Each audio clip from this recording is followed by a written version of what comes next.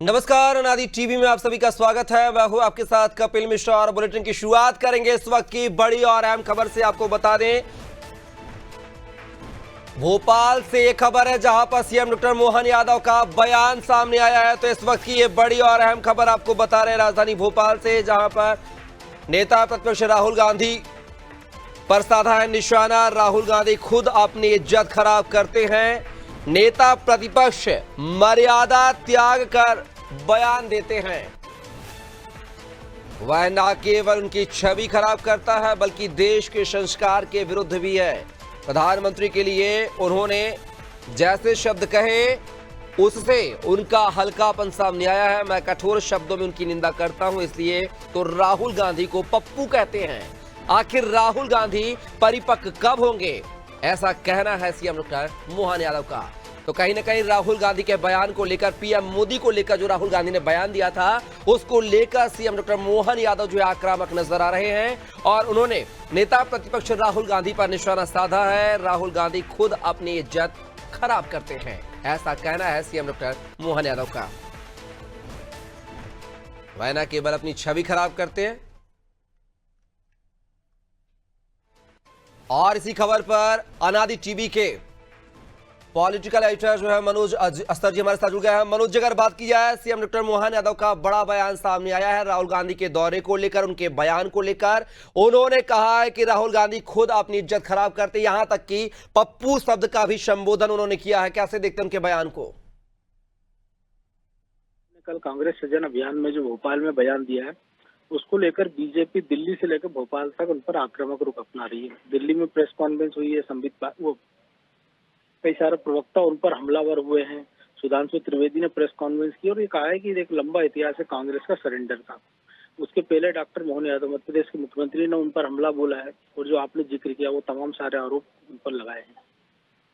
क्योंकि कल भी जब राहुल गांधी कांग्रेस के सृजन अभियान में पहुंचे थे, उन्होंने अडानी अंबानी को लेकर आरोप लगाया। इसके साथ ये कहा कि ट्रंप ने फोन किया और नरेंद्र ने सरेंडर कर दिया और मैं जानता हूं संघ और भाजपा को, इनको सिर्फ जरा सा डराओ तो ये पीछे हट जाते हैं। उन्होंने अपनी दादी इंदिरा गांधी का भी उदाहरण दिया कि 71 के युद्ध में कैसे अमरीकी युद्ध पहुंच गए थे लेकिन इंडिया डरा नहीं था। इसको लेकर बीजेपी उन पर सवाल उठा रही है और तमाम सारी चीजें गिना रही है कि इस प्रकार के जो आरोप कांग्रेस लगाती रही है उसको उन्होंने कहा है कि देशद्रोह की श्रेणी में आता है और ये अपनी सेना के अपमान जैसा। और ये पहला मौका नहीं है कि इस प्रकार के आरोप राहुल गांधी ने लगाए। जिस दिन से सीज फायर हुआ भारत पाकिस्तान के बीच ऑपरेशन सिंदूर का, उसके बाद से कांग्रेस लगातार इस प्रकार के आरोप लगाती रही जिससे सेना का मनोबल गिरता रहे। और ये बार बार आरोप लगाया जा रहा है, खासतौर से जब ट्रंप ने ट्वीट किया कि भारत और पाकिस्तान के बीच मैंने सीज फायर करा दिया है, नहीं तो मैं दोनों के बीच ट्रेड रोक देता हूँ। और बार बार ट्रंप अपने बयान पलटते रहे। भारत ने अलग अलग मंचों से अलग अलग स्तर पर इसका खंडन किया है, चाहे वो विदेश मंत्री जयशंकर सिंह हो, चाहे हमारे जो सीडीएस हैं वो हो। उन्होंने भी कहा है कि ऐसी कोई भूमिका नहीं, पाकिस्तान गिड़गिड़ाया था जिसके बाद भारत ने सीजफायर किया था।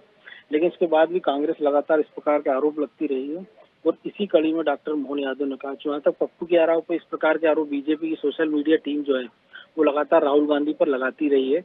अब इस मामले में जिस प्रकार से राहुल गांधी ने सेना को लेकर बात कही है और जो सरेंडर की लेकर जो बात कही है, क्योंकि सरेंडर मतलब ये हो गया कि भारतीय सेनाओं का सरेंडर हो गया, क्योंकि भारतीय सेनाओं का पराक्रम तो पूरी दुनिया ने देखा है। इसको जोड़कर बीजेपी ने इसको सेना के अपमान का मुद्दा बना दिया और कांग्रेस को हमलावर रुख से एकदम बचाव की मुद्रा में ला दिया। अब निश्चित रूप से ये मामला आने वाले दिनों में भी फिलहाल और तूल पलटेगा और जब हम देखेंगे संसद का मानसून सत्र शुरू होगा तब इसकी गूंज हमको उसमें भी सुनाई देगी।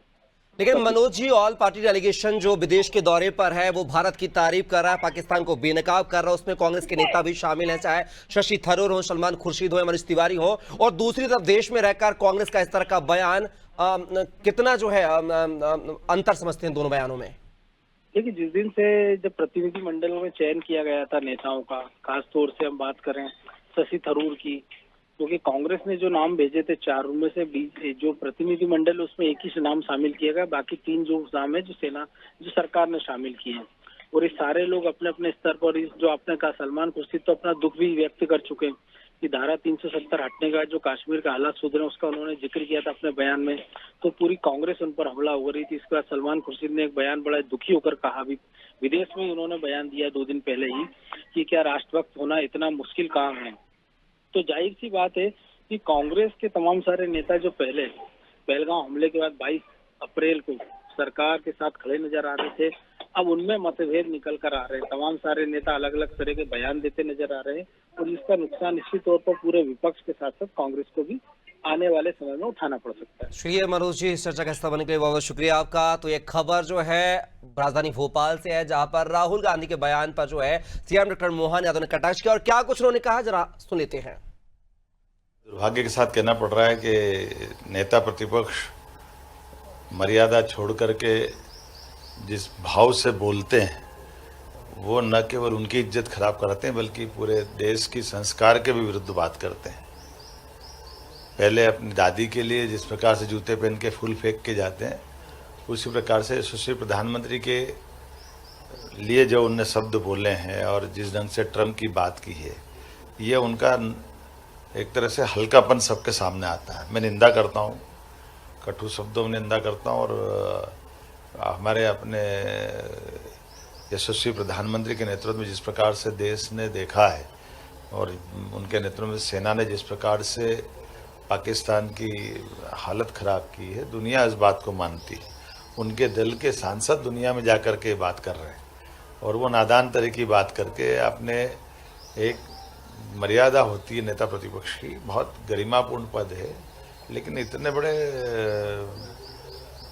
व्यक्तित्व के सामने वो जिस भाषा का उपयोग कर रहे हैं माननीय मोदी जी के लेकर के, मैं मन में सच में मेरे मन में तो बड़ी निराशा भी है। और ये हमारे प्रदेश में तो ऐसी बातों को कोई बर्दाश्त नहीं करता है, पूरा देश बर्दाश्त नहीं करता है। इसमें पुनः आपके माध्यम से अपील करूँगा कि राहुल को माफ़ी मांगना चाहिए। इसीलिए तो फिर पप्पू कहते हैं, उनके अपने व्यवहार की जो भाव है वो भाव ही बताते हैं कि वो अभी कब मैच्योर होंगे, कब परिपक्व होंगे। और वैसे ही उनके साथ वाले जो ताली बजाते हैं इस बात पे लेकर बड़े दुर्भाग्य के साथ कहना पड़ रहा है, कांग्रेस इसकी कीमत चुकाई।